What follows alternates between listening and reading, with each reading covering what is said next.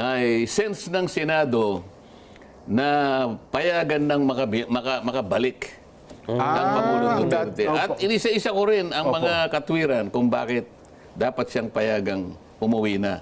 Hindi yung house arrest, hindi, pauwiin mo siya dito sa ating bansa.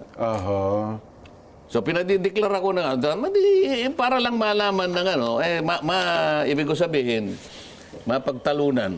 Bakit ko ginawa yun? Sa Lunes, siguradong maipapile yun. Kung ito po'y maipile at aktuhan na, anong pwedeng maging akto ng Senado sa isang resolusyong gaya ng ihahain nyo, Sen? Kaya gusto kong pag-usapan, kaya gusto kong pagtulungan ng Senado, na yung sense ng Senado, kung tutulungan nila, kung gusto kong mangyari, sa panig namin, gusto naming madeklara. Ako, sa panig ko, gusto kong madeklara na illegal, unconstitutional, ang pagkakadakip, pagkakadetine, at paring pang-usig pa sa dating Pangulong Duterte. O, di pagtalunan namin, di pakinggan nyo ako. Resolusyon ko ito eh. O, kahit kanino mang komite, dumapo yun.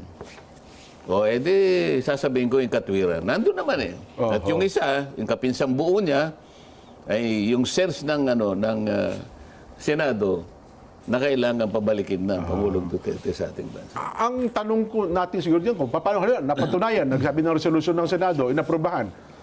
Aba, oo nga, no? Di ba Senado mapaparusahan? ito eh. Senado ito eh, di ba?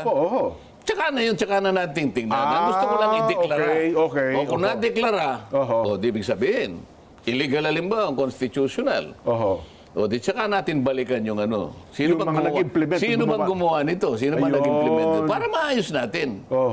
Di ba? Kasi yan ang worry ng iba. Baka pag natuklasan yun, si Jack may mananagot doon. Kasi meron namang, di ba? Hindi ba meron ng naunang pagdinig dyan? Wala yatang ending eh. Wala nga po, hindi natapos kasi nag-eleksyon na, Sen. Kaya nga, tapos na yung election. Parang walang gumagalaw eh. Para sa ganun, gusto kong itahi yun. Nasaan ba yung una? Pwede ba idugtong ko na ito, di ba? Opo.